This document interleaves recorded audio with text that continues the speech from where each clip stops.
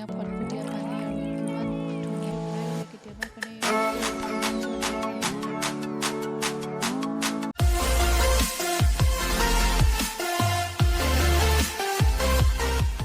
Hello' everyone welcome back to my channel Pallavi's creation. আজি মই বহুত দিনৰ মূৰত এটা ভ্লগ লৈ আহিছোঁ, য'ত আমি সকলোৱে গৈছিলোঁ মানস নেশ্যনেল পাৰ্ক। আমাৰ ফেমিলিৰ সকলো গৈছিলোঁ আৰু তাৰ কিছুমান মুহূৰ্ত মই ৰাখি থ'বলৈ চেষ্টা কৰিছিলোঁ আপোনালোকৰ কাৰণে। আশা কৰোঁ আপোনালোকে ভিডিঅ'টো শেষলৈকে চাই থাকিব আৰু ক'ত কি দেখিলোঁ, কেনেকুৱা লাগিল সকলোখিনি গম পাব। ভিডিঅ'টো শেষলৈকে চাই থাকিব।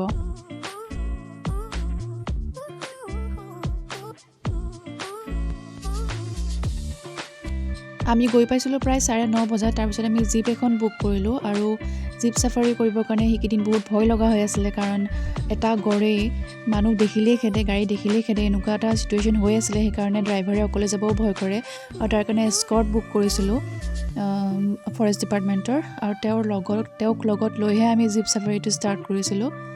আৰু চাই থাককচোন ভিডিঅ'টো।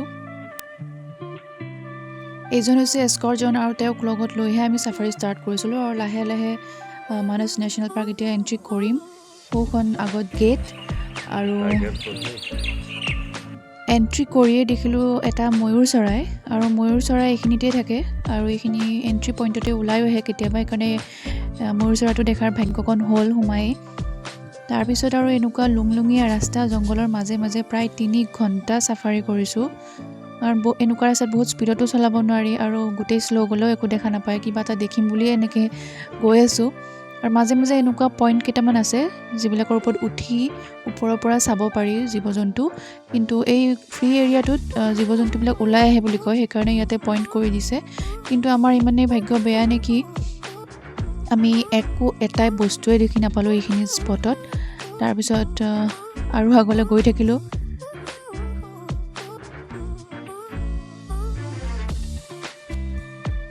গৈ এইজন মহাশয়ে কিবাকৈ সন্মানটো বচাইছে মানস নেশ্যনেল পাৰ্ক অহা, কাৰণ অকণমান হ'লেও ঝলক এটা দেখিলোঁ। কিন্তু যিটো মুডত চাই আছিলে, বেছি সময় ৰখি থাকিবও ভয় লাগিছিলে, কাৰণ এইকেইদিন পূৰা গড়ে খেদি আছে গাড়ী। সেইকাৰণে অকণমান চায়েই তাৰ পৰা ফুটিলোঁ। তাৰপিছত আৰু বিশ্বাস কৰক, গোটেই চাফাৰীটোত এটা বস্তুৱেই নেদেখিলোঁ। একদম লাষ্টত লৈ আহে মানস ৰিভাৰ, এইটো মানস নদী, আৰু ইয়াতেই যিকণ সময় কটালোঁ সেইখিনি বহুত বেছি ভাল লাগিল। কিমান ধুনীয়া এটা পৰিৱেশ, নদীৰ সিপাৰে সম্পূৰ্ণ ভূটান, আৰু এই পৰিৱেশটো ইমানেই বেছি ভাল লাগিছে। গোটেই ট্ৰিপটোৰ ভিতৰত মানে ইয়াতে থকা সময়, যি আধা ঘণ্টা সময় আছোঁ মাত্ৰ, জীপ চাফাৰীতেই আহি ইয়াতে তেওঁলোকে অকণমান টাইম ৰখায়, তাৰপিছত ইয়াৰ পৰা আকৌ লৈ যায় য'ৰ পৰা আহিছিলোঁ তালৈকে। আৰু ইয়াতে থকা সময়খিনিয়ে চবচে বেছি ভাল লাগিলে মানস নেশ্যনেল পাৰ্কৰ কিবা এটা। আৰু এই ভূটানৰ বৰ্ডাৰত দেখিলোঁ, চাওক, হাতী 3টা।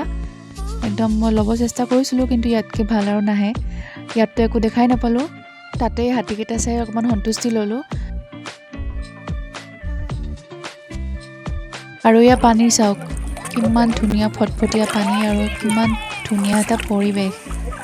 মানে চাই থাকিবই মন যায়, জেগাখিনি এৰিবই মন নাযায়, ইমান ধুনীয়া পৰিৱেশ।